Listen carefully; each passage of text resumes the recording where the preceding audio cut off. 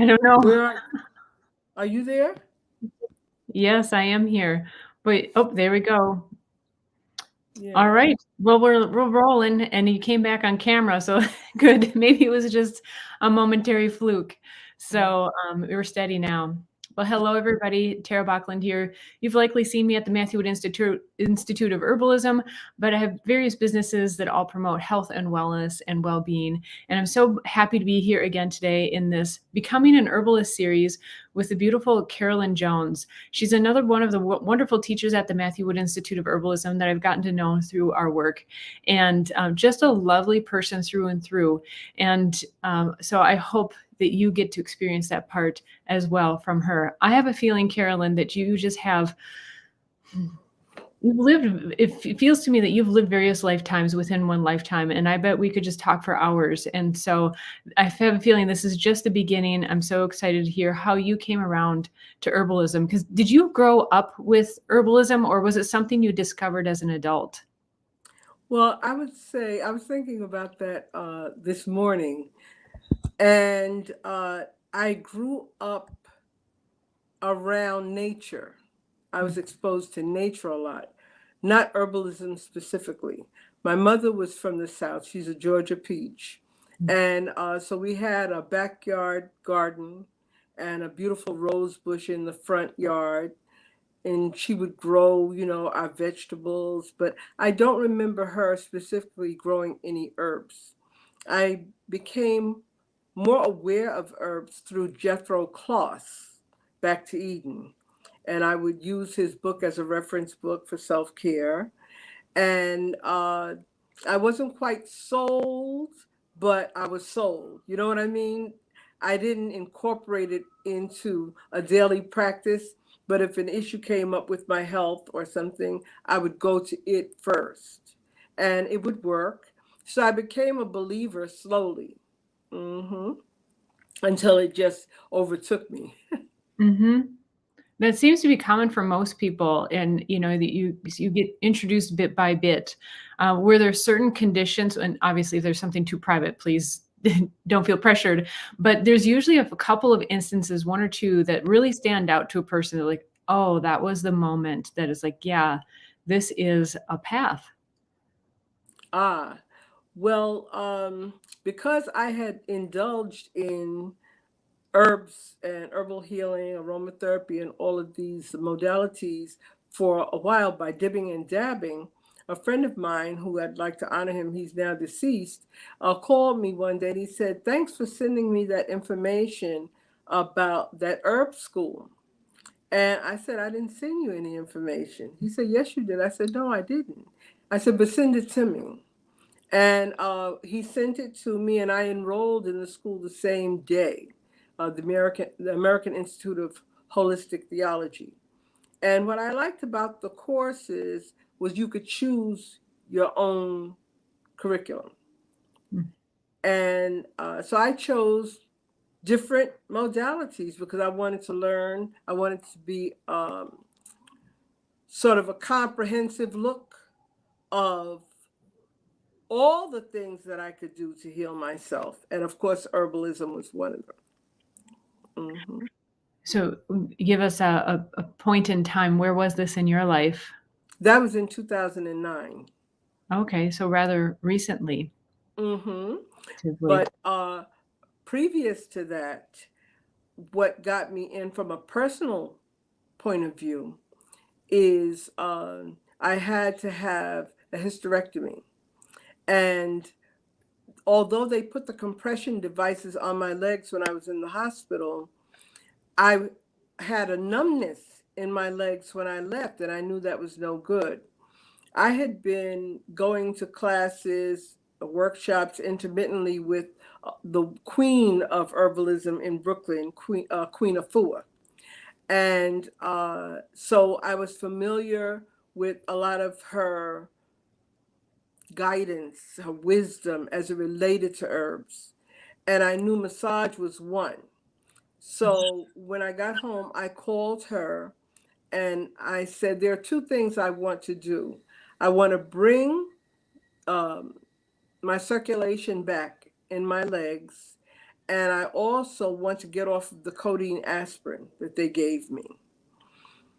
And so Niltressa came by and she gave me a massage and she gave me valerian tincture.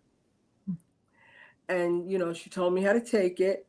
And I was able to, matter of fact, it worked better than the codeine aspirin because I knew that I was going to, number one, rest. And it was not going to be a foggy headed rest. Mm-hmm. When I woke up, I was clear headed. And I was like, wow, this is really something, because anything you can use to manage pain, you can't beat that.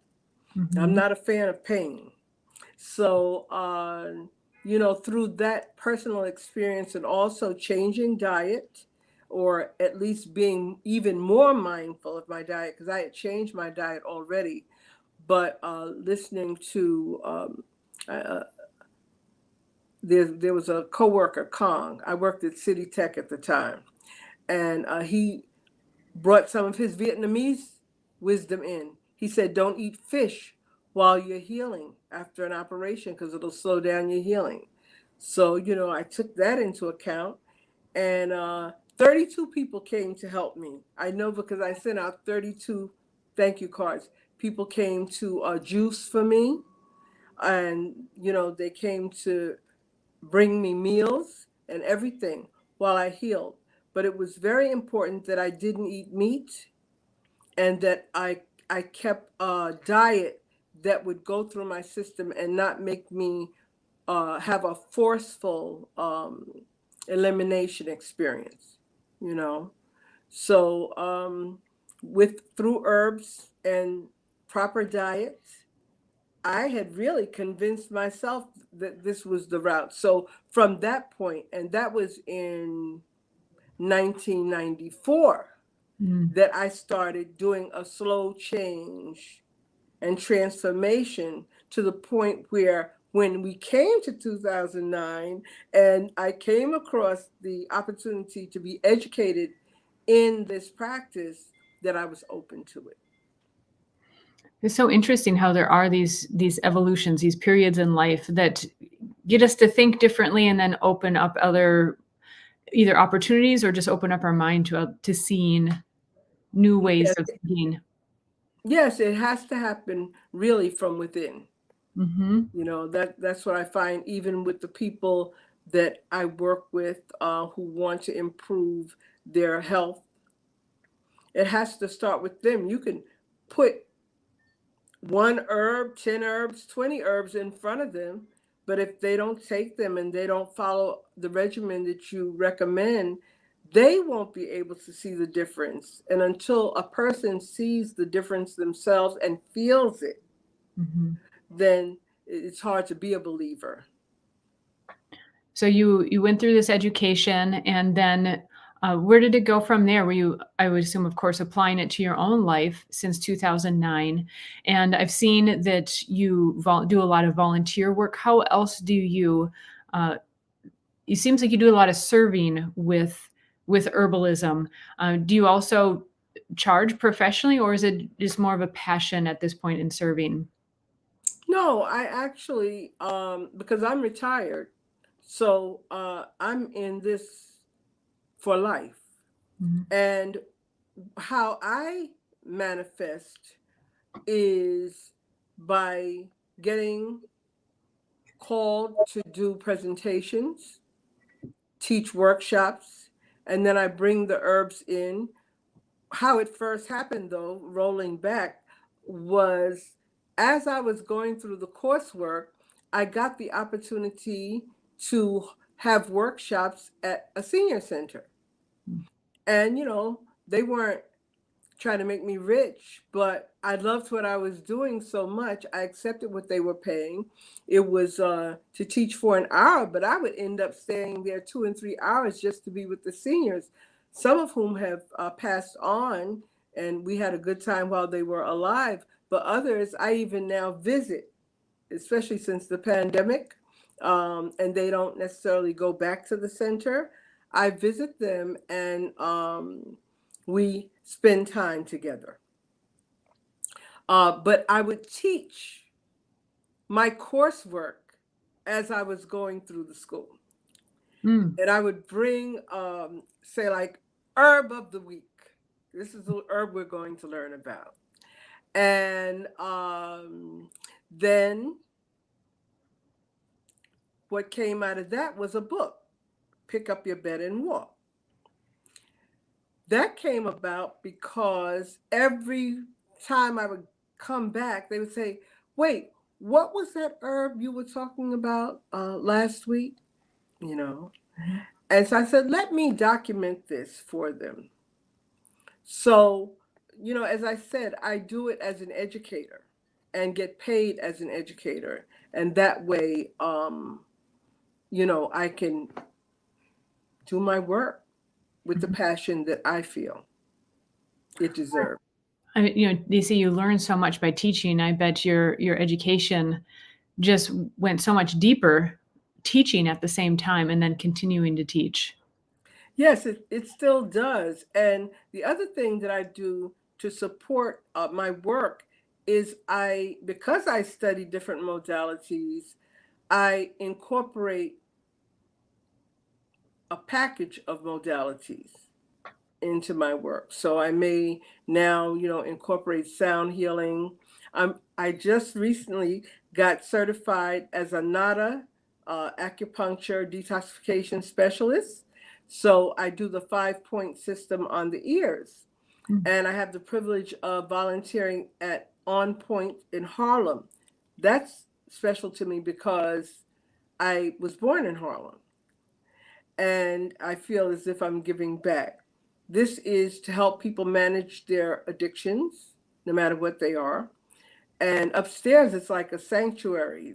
The manager has created a beautiful space with beds and chairs, reclining chairs that people come to sit and take the time to get acupuncture. And through me, they get sound through the tuning forks.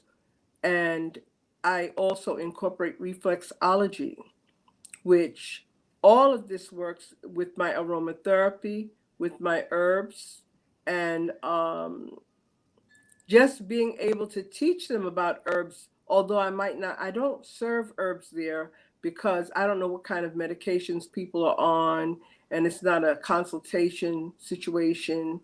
But I do share with them how they can detoxify their blood. I'm big on that, detoxifying and nutrifying. And, just touch therapy is so important. What I love about this practice is it takes the time to listen to people. Mm-hmm. You have to listen in order to recommend.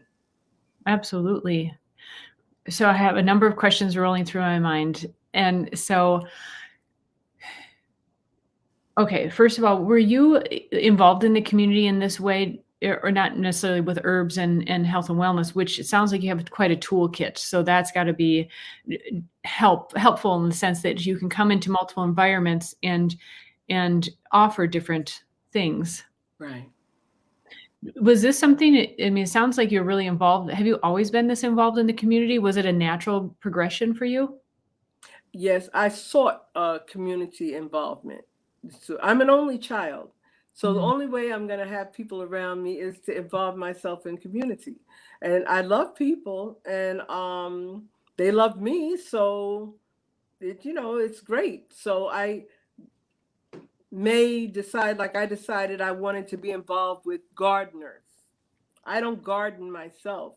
That's why I love my herbalist friends, because I get to listen to their foraging tales and learn about different plants.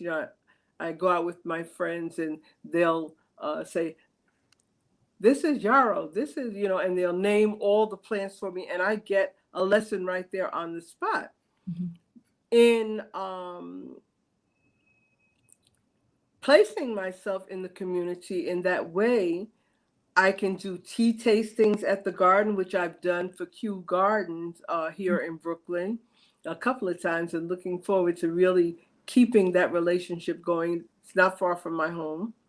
But I also want to expose myself to gardens in other boroughs. I don't want to stay close to home, all the time. So it is that type of thing that keeps me vital, Mhm. you know.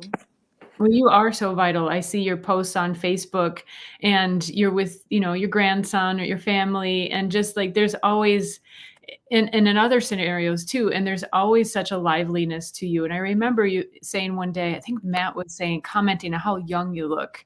And he got you to say your age. And you said your age, if you care to share.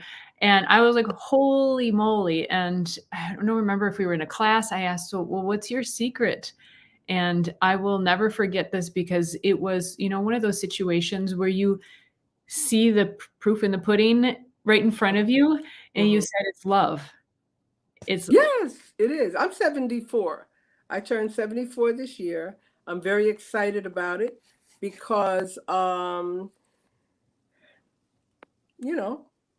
there were times in my life when I didn't know if I'd make it this far. Mhm. So with that said, and pardon me, I see a low battery signal and I have to take care of that. I think in shuffling around, I turned off the, I hate to do this, but I have to do it. Okay. It's gotta be done. All Okay. right, well, hang tight. All right. So I'll fill some airspace here. So, well, I already told the big story, but I just thought I was just astounded. Usually in an herbal school, herbal program, people are asking, so what herbs do you use? I mean, currently I'm doing a skincare unit, and that's right, Pam. Not everyone's lucky enough to turn 74. That's for sure. I'm currently working on a skincare series, which you can find also at my YouTube channel. And sure, herbs can certainly help. Water certainly helps. But I think, seeing Carolyn and hearing her say love, and I think we all, many of us, is believable in a sense. But when you see right in front of you, and I could see in Carolyn's Facebook posts and so forth, that clearly that's what she emanates. And this is what I love about doing this series on becoming an herbalist, is because there's common threads. I think so far we've heard everybody talk about doing classes. And I think that's, especially as an herbalist who's starting out, that's something that they're really intimidated by. And maybe you're afraid of speaking in front of groups or whatever the case may be. So I'm going to ask her when she comes back. Of course, as an only child, she probably had a good amount of practice kind of nudging her way in and making friends and getting into those circumstances. So we'll find out what it is, what her secret is to meeting these people, to being welcomed in to teach and to present. So you can certainly, as we're going live here, post any questions that you have in the comments, and I'll ask Carolyn as well. And maybe you are on the herbal journey as well and are thinking about getting into it professionally. What are some of the challenges that you encounter on your path? I'd be curious to know, because I hear common ones, but we can find out directly. And Carolyn is back, and I'm going to add her here. So All I'm right. going to attribute this to Mercury retrograde. I know, right? We're going to go there with that. I know. It's never a dull moment in a Mercury retrograde. Yes. Okay, I'm sorry. I wanted to hear what you were saying. You said you were astounded. I want to hear what you were astounded by. Well, you really do look a lot younger than 74. And, it's not just appearances, but you can, when you can sense a person's energy. I mean, a person could be 35 and act 60 something, what we think as maybe, or, and I think people these days, the older they are still acting younger. They're still, we have a lot more technology. I think, especially being involved with people helps. I mean, there's so many reasons, but I think it just, I mean, you were the case example. I'm like, of course, it's got to be. I believe her. There was no doubt. And I wanted to get into this at some point. Maybe this is a good transition as well. is uh, your book that you wrote, you co-wrote with a number of other people, correct? Now that was Anthology of Souls. Okay, that's a different one. Yes, that's a different. That's the first one. I co-wrote that with 8 of my students at College of New Rochelle. That was called Anthology of Souls. Yes. And what's the topic? What's the premise of both books? Well, Anthology of Souls came about because I had invited some friends, Women's Press Collective, to the classroom. And that's an organization where you can volunteer and they'll help you publish your book. Mm-hmm. So after that guest appearance, I was speaking with my students and talking about the importance of one story. And they started sharing their stories, and the lighting in the room just changed. It was beautiful, but it became almost like a black and white photograph. Mm. And I was looking at these people who were sharing these horrible life experiences with me, and they were so gorgeous. Mm. And I was thinking what a miracle it was to have lived through the things they had lived through and come through the fire that way. So I gave an assignment that I thought might make an interesting writing assignment for them and might motivate them. I said, if you submit your life story to me in 15 pages, I'll edit it and publish it. And I said, and so you won't be out there with yourself blowing in the wind. I'll write mines too. Mm. And that's how it came about. Mm-hmm. We had a wonderful couple of book signings, and everybody got multiple copies of the book that they could sell. And their friends and family came out in force. We had the book signing at Medgar Evers College. So it was beautiful, and I had entertainment there for everyone. And as I mentioned, Pick Up Your Bed and Walk, that was with a whole different age group. That was with seniors. I'm really toying with the idea of how I can make a children's book to introduce some of the old folks' wisdom to them. You know how when we were growing up, our stories had a moral to them? Mm-hmm. So it sort of taught you without preaching to you. Right. That's the kind of book that I would like to write for children. Yeah. Mm-hmm. Mm-hmm. So what's the premise of the Pick Up Your Bed and Walk? Pick Up Your Bed and Walk is a book that from A to Z, I highlight different herbs under A all the way to Z. And if I couldn't find an herb with that letter, I highlighted a healing modality.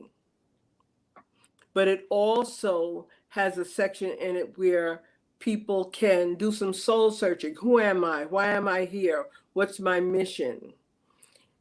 I also list other healing modalities so people could look, maybe herbs don't appeal to you.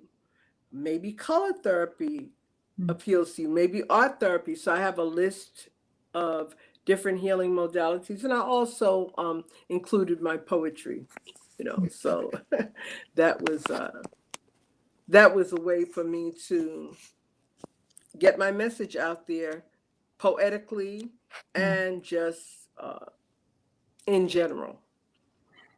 Lovely. You just come across, even though we've only met virtually, as just like the gatherer, kind of a nurturer, gatherer, teacher, helper. And what I'm trying to do is for those who, want to embark on the herbalist journey, of course, simply applying herbalism to yourself and your immediate family has a wide impact, it is enough. So just for, because I think it's so easy, especially as women, human beings in general, but I think women especially, we want to make sure that we're doing enough and being enough. And I want to reassure that, in my opinion, at least, I think applying and helping those in your immediate vicinity is enough. You don't know how many people you can impact just by helping the person next to you. That's right. And of course, there are people who want to take it further, but just don't know how. And could you, and maybe it's just so a part of you, it might be hard to pull out, but someone who grew up as an only child, but how do you strike up that conversation and say, I would like to teach a class here, or I would like to, can I offer this here? How do you go about that? You stop listening to the voice. I taught public speaking, so it's the same premise. You stop listening to the voices in your head that put the seed of fear in you, and you take a leap. It's as simple as that. Just reflecting on the time that I spent in the classroom teaching public speaking, I have had students, I have one student in particular who I had to take into the hallway to talk to her and had to nudge her into the classroom because she was really having a real meltdown. She was crying because she was so afraid of public speaking. And she ended up getting an A+ in the class. She blossomed. So what I would say is allow yourself to blossom, grow, and try something new. And do it in increments, Start at the library. Can I do a small talk here, a workshop here? Or even your local senior center. The seniors want people to talk to other than each other. It gives them new blood, and new things to think about. What disturbs me about our society is seniors are looked upon as finished. They're just beginning. Because if they had all the wisdom in their youth that they have now, they'd be totally different people. But it is the pain and the trials and tribulations and the overcomings that have brought them to their present. And now they're looking to apply it. My father-in-law, this is not a secret, I'm not sharing anything that I think anyone would be unhappy with, but my father-in-law broke his hip last week, which, when you're getting a certain age, that's quite a serious thing. Yes, and we actually live on the same property as my in-laws. And even before we lived on the same property, I thought to myself, we really are built to, for example, you see the kind of quintessential elderly person working in the garden, but like that gets them squatting and moving and maybe serving their family, or watching something grow and having something to look forward to, or the grandkids are around, and that keeps you a certain aliveness. I mean, we just got a kitten a few months ago, and holy moly, that just having a little kitten around, for us is so invigorating. And so we've been, of course, visiting my father-in-law, and of course they test every day, what day is it? Do you know where you are? And he's like, I know where I am, but I'm not sure what day it is. And so, they're marking on their test, their charts. And my husband is like, well, he has no reference for the day. He's not in his normal routine. And so it's so helpful, I think, having these, staying involved in life and having something to look forward to. Even if it's like on Thursday, Carolyn's coming to visit, and having that to look forward to. Yes. Even with myself, sometimes I just take the time to marvel at the fact that I am lucid. Because I have even a dear friend, I have a dear friend who she's here, but she's not here. She's in a nursing facility, but she's still vibrant, but she doesn't know she's not here. And, I don't take what I'm doing for granted at all.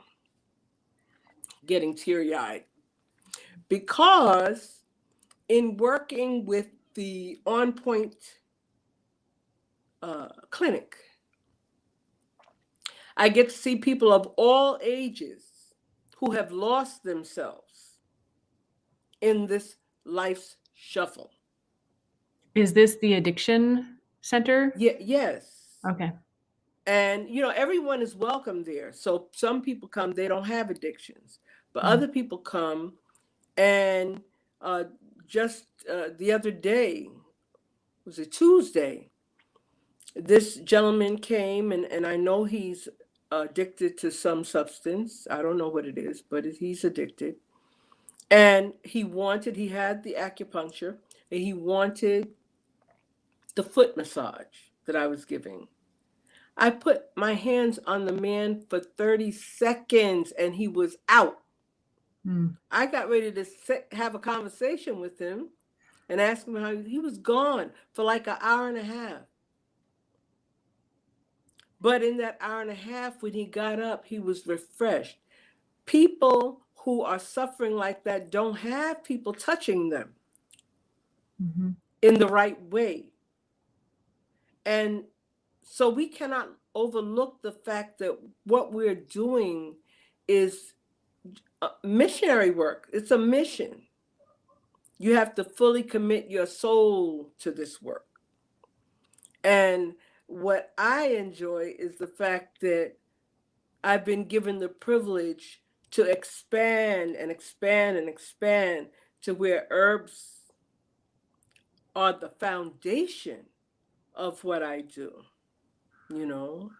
I just had my self heal and agrimony today. Mm. you know. And when you know what I'm so thankful for people like Matthew Wood. I often tell the story that now that really got me in studying is how I found out about Matthew Wood. And I tell anyone, I pulled him out of a book. I pulled this wonderful relationship out of a book. And I urge people to use reading, bibliotherapy as a means to heal. And when you get, one thing I really want to say is it's one thing to study herbs, but it's very important to use the herbs for your own self-care. Don't get so hung up in caring for others that you overlook the magic in your hands for healing yourself. Because if I had known about mugwort and all of these other wonderful herbs for the nervous system and female reproductive care, I would have suffered much less. Mm-hmm. Yeah. And I might have been able to escape a hysterectomy if I had known about acupuncture. Mm. You see? So all of these modalities, they cross paths with one another. One of the things I said to one of the acupuncturists who was treating me in the clinic, because thankfully, as a volunteer, I also get treatment, is our society has it backwards. Eastern medicine should lead because it focuses on nature and the whole self, with Western medicine being the backup. Mm-hmm. Listen, I'm integrative in my beliefs, but slicing and dicing is not always the best answer before you ask all of the questions and found out the total lifestyle and the total mindset of a person. It becomes like a fast fix. Mm-hmm. So you're talking about Eastern medicine having more of a preventative approach, and Western medicine more of a, oh, this went wrong. It's emergency care. Right. Mm-hmm. Right. Yeah, very different ways of thinking. And I think people are catching on more and more. Yes, thankfully. And I really believe that the pandemic helped that happen. It was a You know, blessing in disguise. by people being afraid to go in the hospitals, they had to find something. And so they went back to that folk medicine. What did my grandmother say? What did my herbalist friends say? I think I'll try that, and the other thing is, as an herbalist, don't force things on people. I was at an event the other day and someone wanted one of my respiratory formulas. And I brought 3 for just in case somebody else, word spreads. And a woman sat next to me who had a respiratory problem. And I showed it to her, and she wasn't, she didn't seem interested. And I just, showed her, put it back in my bag. Before we left, she said, I think I want that. You have to give people time to think their way through. Their better selves, their body will tell them, their spirit will speak to them. And then, you can move forward with whatever you want to recommend to them. Mm-hmm. Yeah, and you come across as so, like, comfortable to talk to. So even if someone I can imagine if they're like, "No, no, no," at first, it feels like, "Oh, I can tell Carolyn yes now, even though I'm going back on my word." Like, it's like open arms, open door kind of feeling. Well, also I also urge herbalists to study sales Mm, and business, because once you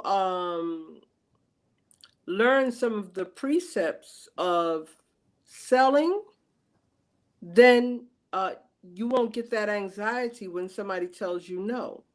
mhm, Because one of the philosophies is a no is just a delayed yes.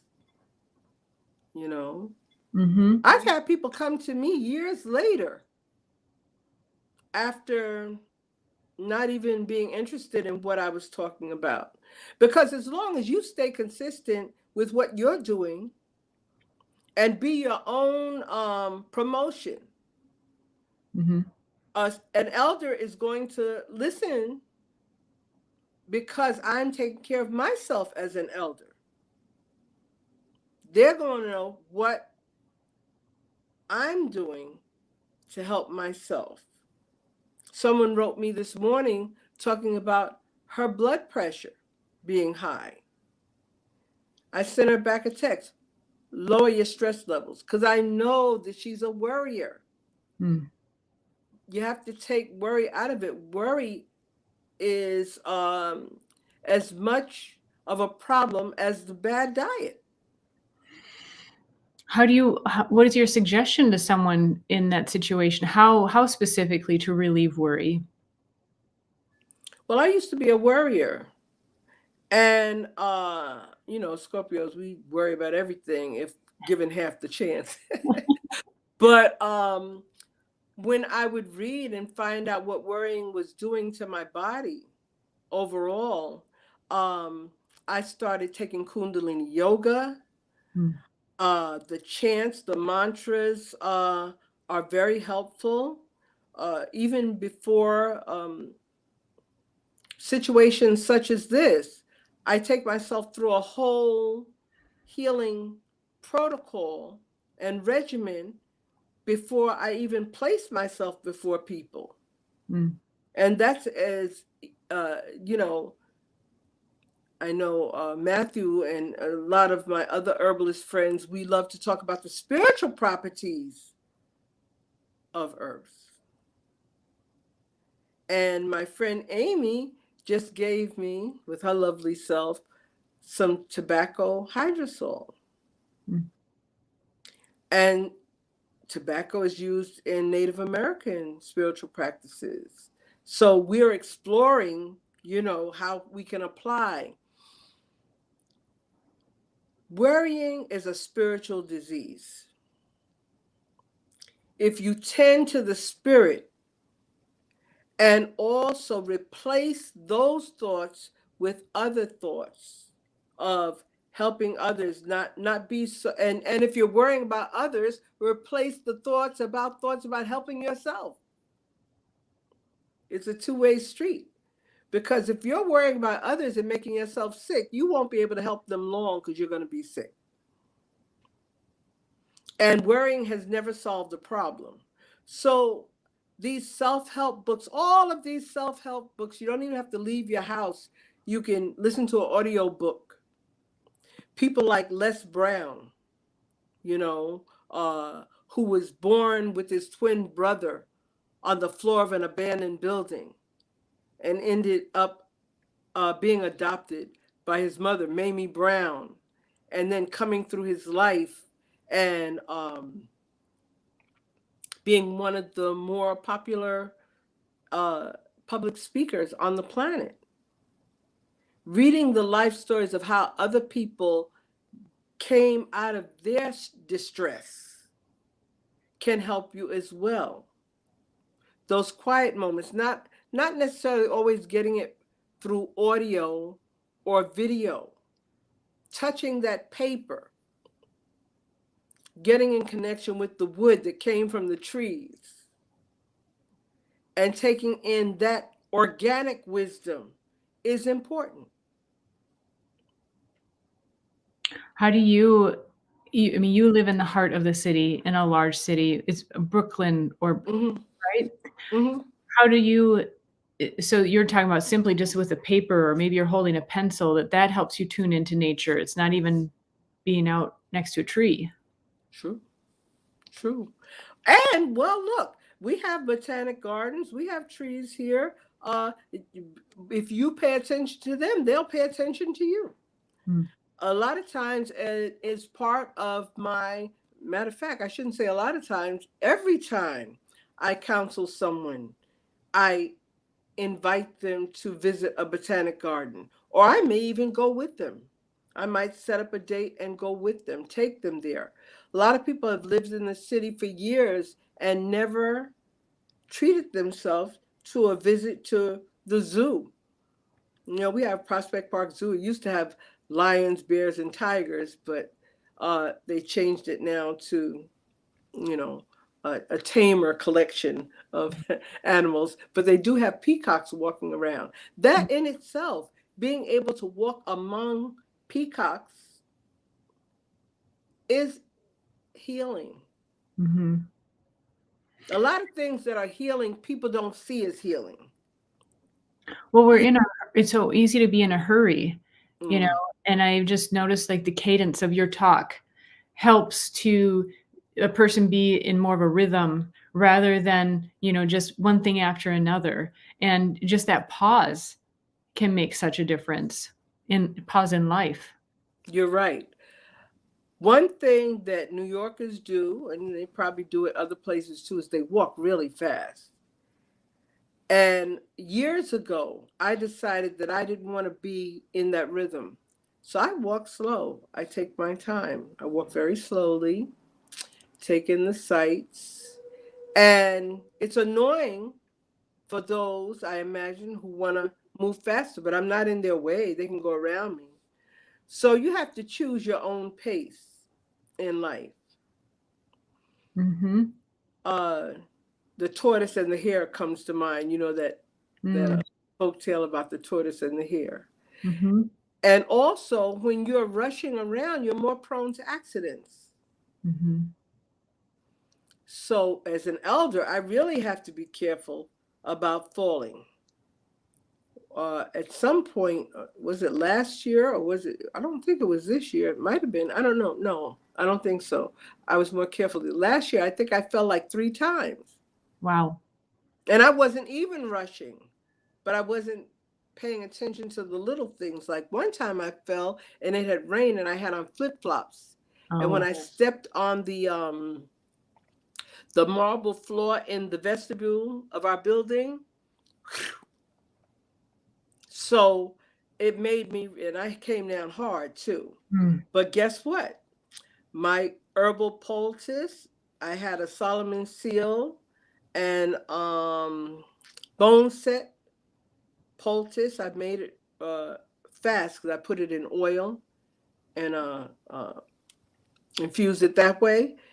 And the my great grandbaby's mother was visiting with me that evening, and I woke up 3 o'clock in the morning in so much pain, and I put the poultice on. When she was getting ready for work that morning at 7, I came walking through the house, and it scared her. you know she said, oh, so she said, you scared me. What? I said, telling you, those herbs, it Yeah. brought the swelling down, and it helped me through. So with experiences like that, you can't go wrong in your belief system. Yeah, it's hard not to believe. That's right. I bet she's a believer now. Oh, she's a believer. She's vegan. She's into all of it. So I don't have any problem that way with her. No convincing there. As a matter of fact, she got me to be even more conscious of my diet, because when they come, there's no chicken or anything going on. It's all vegetables, you know. Yeah. You mind going back to a few business things? Because it's not ever every herbalist that talks business. And I love this.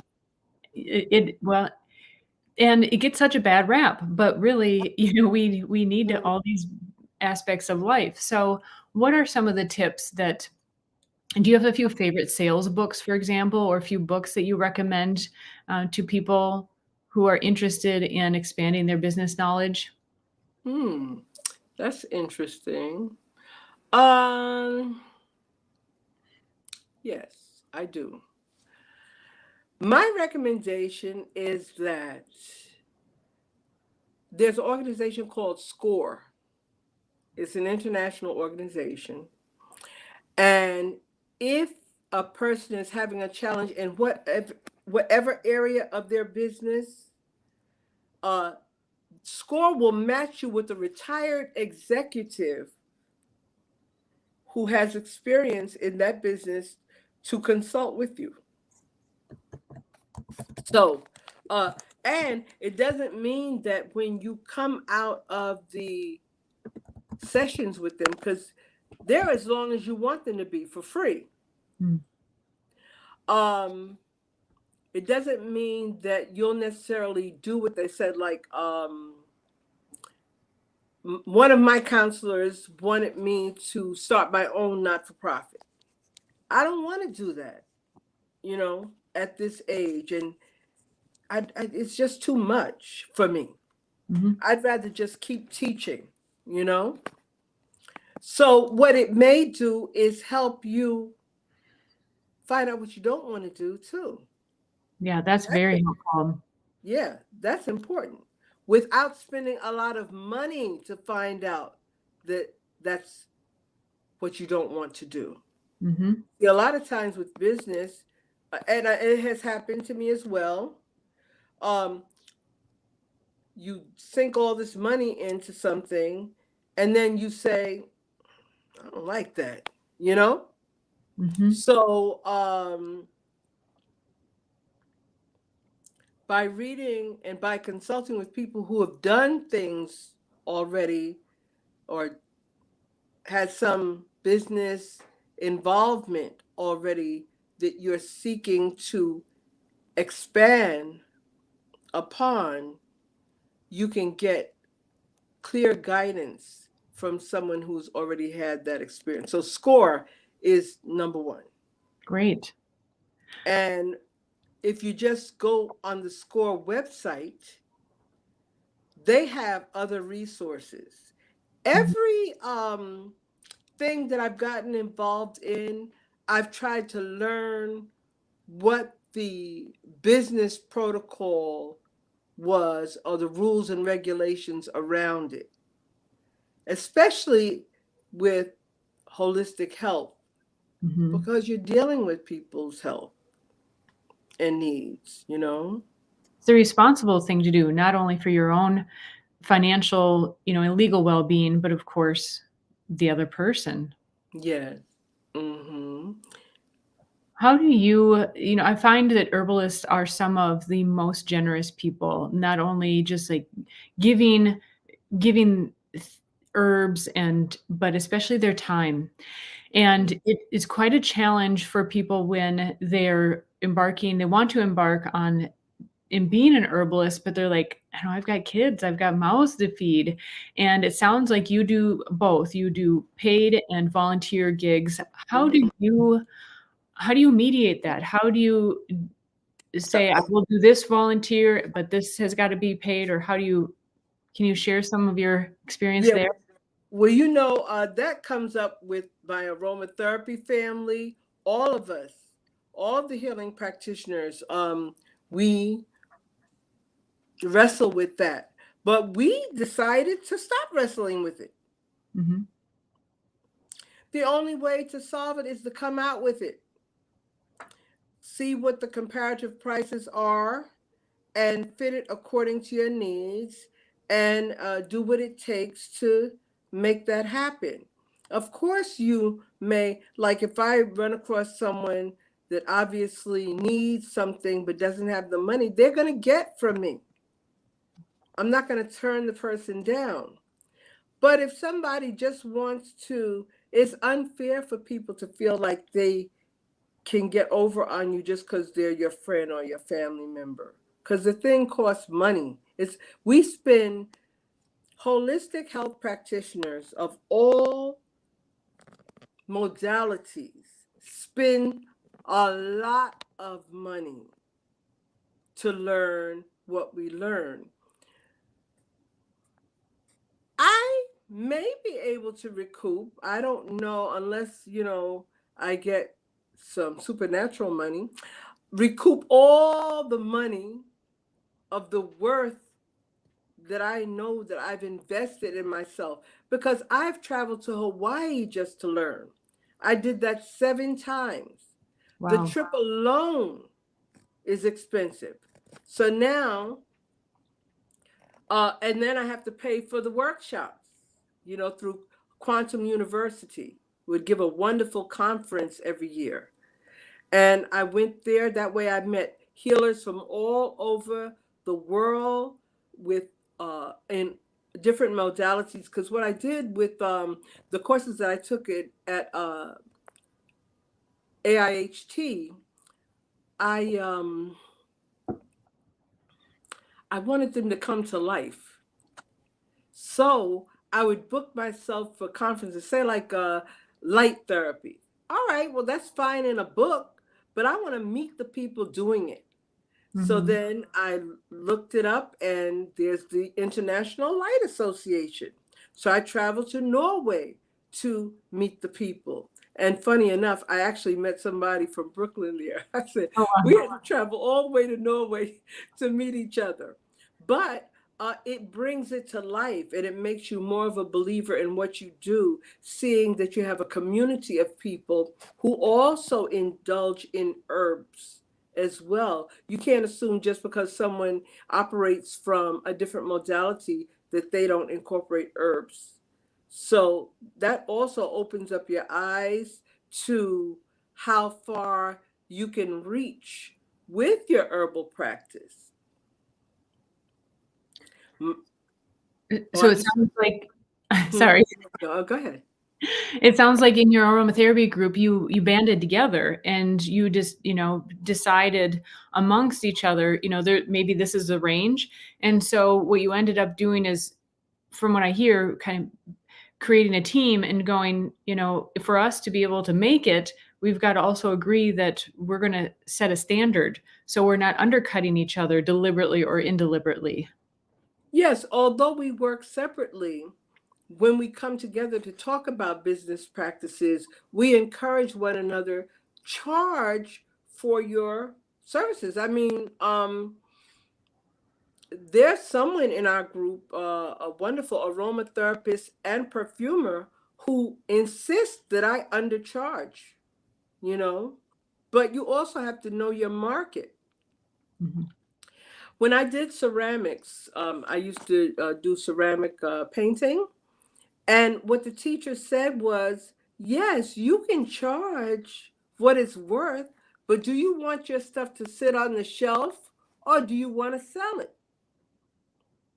Because I did ceramics for 10 years, and you're continuously creating. But if all the stuff is sitting up in your house or your studio, what good is it? Nobody's enjoying it. So by pricing it according to my market, um, people were able to enjoy my art, and I was able to benefit from my work, to keep doing my work. hmm So now with herbs, uh, by getting paid as an educator, and incorporating the herbs. And of course, being a member of Herbalists Without Borders, as the coordinator of a mobile clinic, I'm able to be supplied with the herbs that I need to help my public, but also get paid for my services. So having the cost of inventory off my plate helps me volunteer and serve the community. And I'm looking to become a member of Acupuncturists Without Borders so I could bring that modality in as well. Because, mugwort is used along with other herbs by acupuncturists. Mm-hmm. Yeah, so other practitioners are looking for relationships with herbalists as well. And what we all need to do is come together with all of our skills, knowledge, and resources and feed each other. Don't look at each other as a competition. Look at each other as creative partners in healing the community and eventually the world.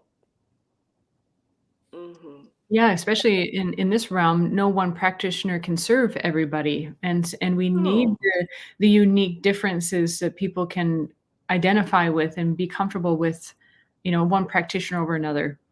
Mm-hmm. And I find herbalists to be, as you said, very generous, with their recipes, with their techniques. I'm looking forward to infusing honeys next year, the new year, and making more tinctures, and really getting into the other phases of herbalism that time won't allow. There's a certain mindset that you need to create with herbs as opposed to teaching about herbs. Mm-hmm. It's very time consuming and it takes a different consciousness. Mm-hmm. Mm-hmm. It's kind of ironic that we both live in the North, and a great quiet time of the year is the January, February, where it's just snowy and cold and you're all bundled up inside, but then the plants are asleep. So you might have dried plants. You can still work with dried plants, but it's so funny because in the summer they're growing like crazy, but you just don't have enough time to collect them all. And then, like you said, have that sweet time to just sit with them and create. Yes. One other thing that adds excitement to my practice is I'm developing relationships with beekeepers, urban beekeepers, so that I could get fresh honey. Neat. Yeah, so there are ways that one can excite themselves. You have to stay excited within yourself about what you're doing, and it helps build relationships at the same time. Yeah, and that's where the community comes into play. The people that you meet through the education that you're doing, whether you're teaching or a student, I'm sure that keeps you very inspired. Yes. You had mentioned earlier, which I think is a beautiful message, and I totally agree, that the elders have things that they can teach us, and they might not even know sometimes. Clearly, you know that you're a teacher and you have a lot to share. I like to ask herbalists, what is something, if you had a magic wand and you just wish, and everybody could just kind of like have their eyes opened, what aspect of, or what herb, what would you like to have them opened up to in herbalism? You mean an herb or a concept around herbalism? Yeah, I should read my actual question that I wrote down for myself. What is something that you wish everyone knew about herbs?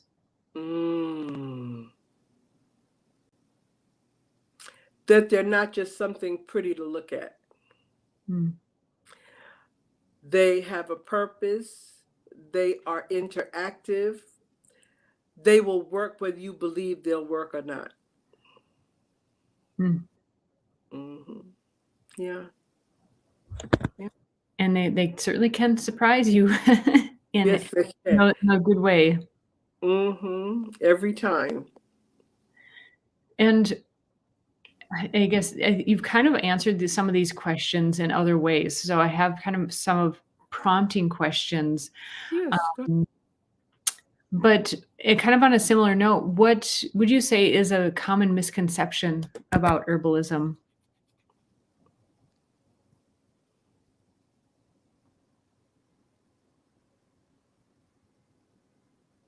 There's so many. They're all bumping into my head at the same time. Well, you don't have to limit it. Yeah. Yeah. But the main one is that they don't work. That drugs work better, work faster, you know?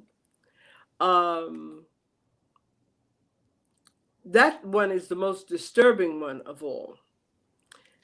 I just spoke to someone, thank God he finally is going to listen, who got some implants.